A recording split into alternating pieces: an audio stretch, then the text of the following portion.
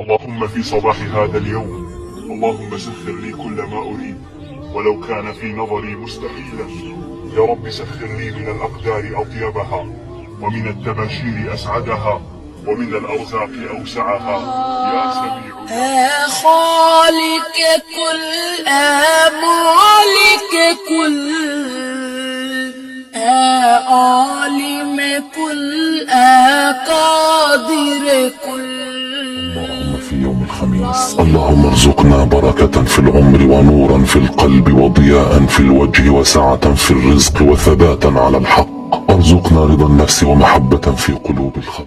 وتعز من تشاء وتذل من تشاء. اللهم في صباح يوم السبت يا رب. اللهم يا مسبب الأسباب، يا فاتح الأبواب، يا سامع الأصوات، يا مجيب الدعوات، يا قاضي الحاجات، يا رب افرجها عن كل من ضاق به الحال. الله